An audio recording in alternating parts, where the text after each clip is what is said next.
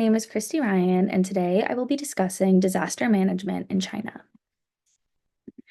Statistically, China experiences some of the worst disasters across the globe. According to the Association of Southeast Asians yearly report, factors like population density and geographical differences within Chinese territory have caused this. This has numerous impacts on the nation, both physically and economically.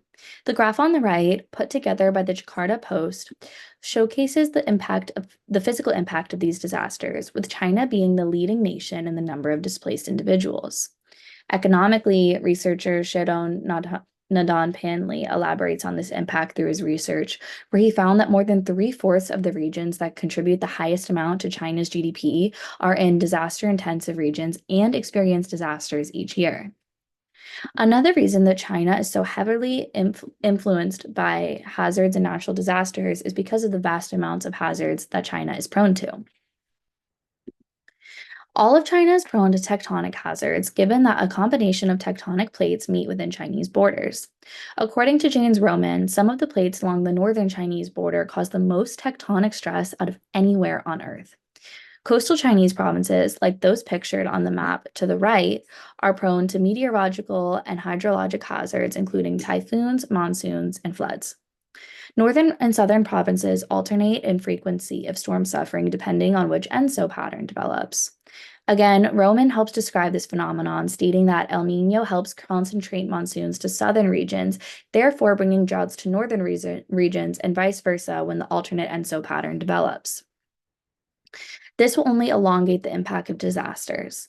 The map to the right also showcases the vast amounts of climates that are found within China, which can help the viewer understand why China has so many hazards native to different regions. China's disaster management plan usually follows a top-down implementation process. China's disaster management is heavily influenced by legislation created every 5 years, which are known as the five-year plans. Currently, China operates off of the 14th National Plan for Disaster Reduction and Prevention for 2021 to 2025. This plan involves multiple NGOs and different sectors of the government, which includes the military and local and regional affiliates. Yet, it is all overseen and spearheaded by the Ministry of Emergency Management of China. Regional and local affiliates do help carry out the plans put forth by the MEMC. Through a series of 5-year plans, China has also created systems that monitor disasters at all times, which will notify individuals of imminent threats and warnings, like the pictured 31631 plan. The image, which is provided by the Chinese Meteorological Administration, elaborates on the ways in which the 31631 plan notifies citizens prior to a disaster. These plans have also put in place a multitude of risk reduction plans pre and post disaster. A lot of these were created in response to past disasters that Chinese citizens have actually experienced and been affected by. This includes the Wechuan earthquake of 2008, which took the lives of almost 100,000 individuals. After this, the government decided to create a pairing system that provided technological and economic aid between regions that were affected and regions that were not affected by the disaster. This helped rebuild these provinces while strengthening ties in between China and offsetting the cost of the financial cost that would have fallen onto the federal government.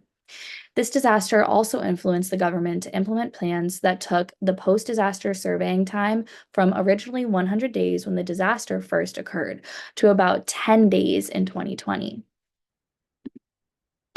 Additionally, there are vast socioeconomic differences throughout China that affect the implementation process of disaster management plans. A lot of the time, this is caused by geographical and terrain differences, which affect the access to education and different job types, therefore impacting a citizen's financial status. Because of this, each region has provinces that react differently to new plans put forth by the government and also affects its effectivity within its implementation process. Overall, China has an extremely comprehensive disaster management plan, and if going forward, the government takes into